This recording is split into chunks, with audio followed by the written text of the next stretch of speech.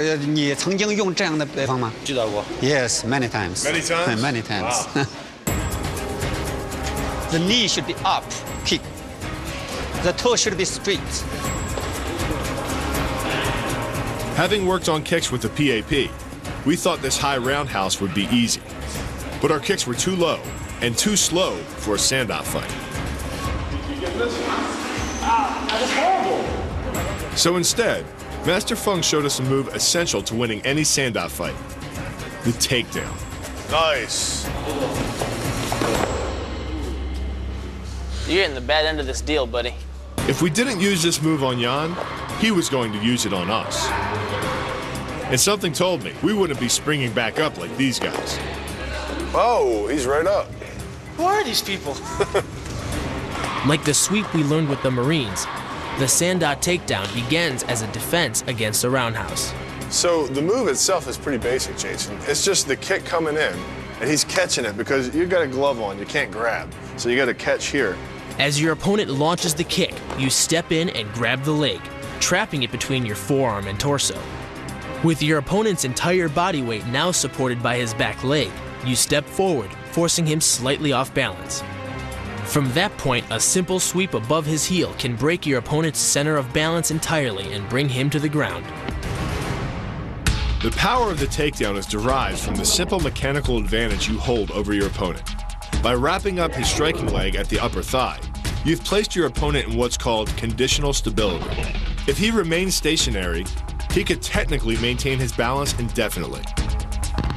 But by driving him backward and initiating a sweep of his other leg, you've added two destabilizing factors, and the loose center of gravity simply cannot hold.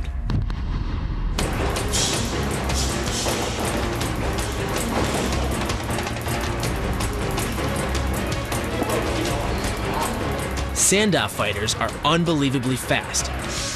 And for this technique, the greater the speed, the greater the power. And the pain. This is a lot different compared to your actual kickboxing match or boxing match. Sanda is really violent. A lot of the kung fu elements we've learned really play into this. Yeah, absolutely, and you know what? No matter how you take your opponent down, I'm learning they all hurt. We were beginning to see just how hardcore Sanda is, and why the Chinese Red Army had chosen it as the kung fu style to protect a billion people. You got boxing, you got Muay Thai kicks, you got wrestling. You score points on all of it, and there's a lot of knockouts. This is hardcore, this is full contact. This is tough. As we trained under Master Feng, we definitely sensed our skills improving. But time was running out. Before our ultimate challenge, we would journey to the birthplace of Kung Fu to meet the men of peace, who are also some of the world's most awesome warriors. Fighting monks who had achieved every fighter's dream. Total resistance to pain. We've trained with some of Kung Fu's greatest masters. But now we've come to the most famous site in martial arts history to fuse our physical training with some hardcore mental workouts. This is the Shaolin Temple. Located in the Hunan province in eastern China, the Shaolin Temple was founded in the 5th century AD by the Buddhist monk Bao Tuo. Home to more than 70 monks, aspiring holy men begin their training at the temple as young as the age of 5. The temple is presided over by Shi Yang-sin. He's one of the most respected Buddhist leaders in the world, and he runs one of the most important martial arts schools in history. One that emphasizes the inner spiritual forms of Kung Fu as much as the outer fighting forms. Shi Yang-sin tells us that the original Shaolin monks were strictly thinkers, not fighters. And they often found themselves at the mercy of local bandits, who were after the temple's treasures. That all changed in the 6th century with the arrival of an Indian monk named Bodhidharma. Bodhidharma taught the Shaolin monks how to balance their inner spiritual life with some good old-fashioned martial arts training. And he taught them how to use martial arts to ward off the bandits. But that was just the beginning of the temple's ancient fighting lineage. In the centuries that followed, 5 different dynasties fought for dominance of this vast country. As empires fell and allegiances changed, the Shaolin Temple served as a sanctuary to fighters on all sides.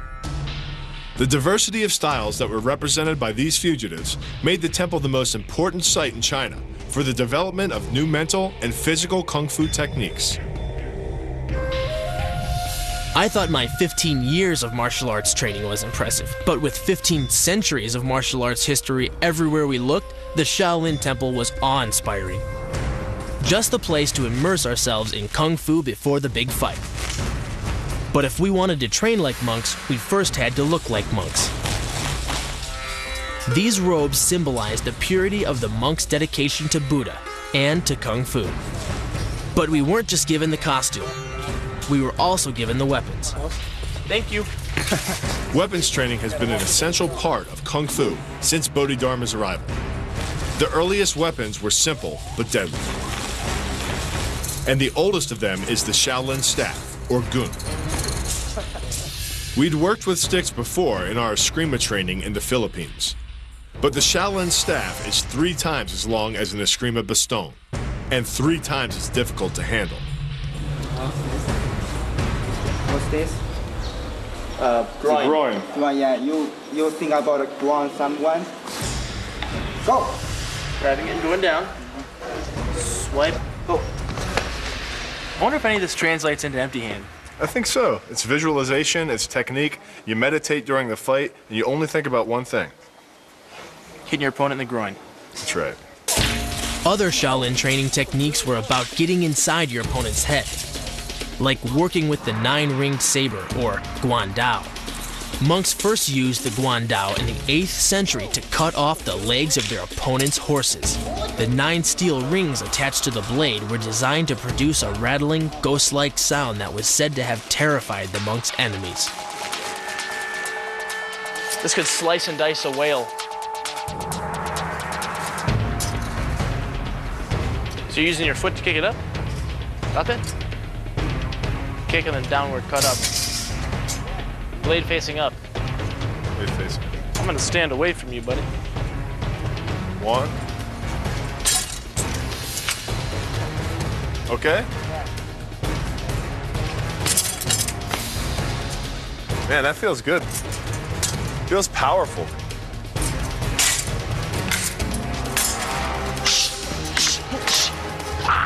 Oh, see, my kung fu is strong.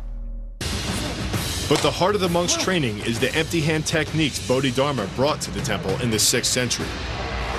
The techniques are rooted in what he called animal styles.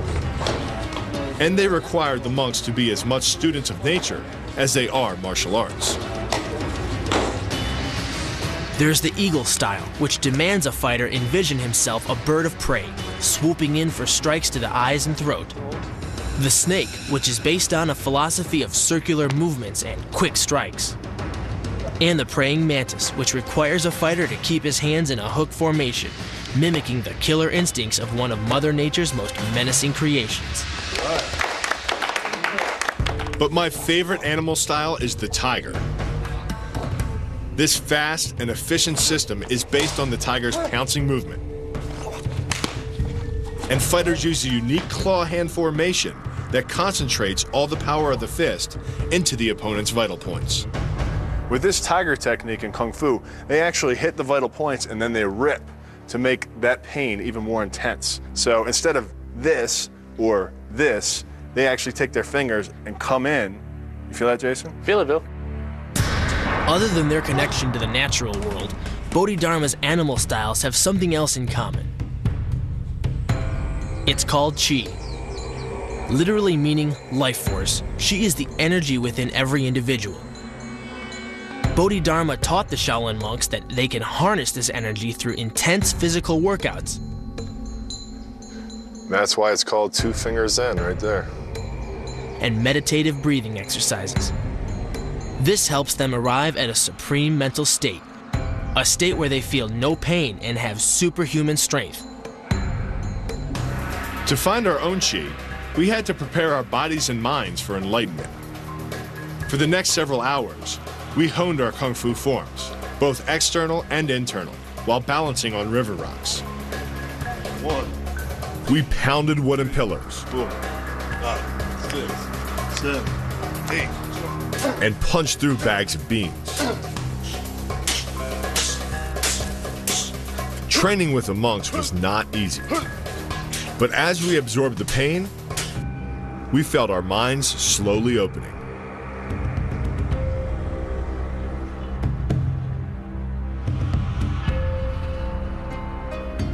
The trick is, don't think about your legs. Concentrate on your chi and lose all conscious thought. This isn't just some ancient hocus pocus either.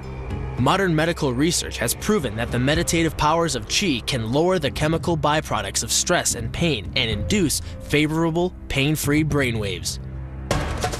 And the monks proved that beyond a shadow of a doubt with an exercise that involved one seriously focused monk and one seriously heavy metal bar.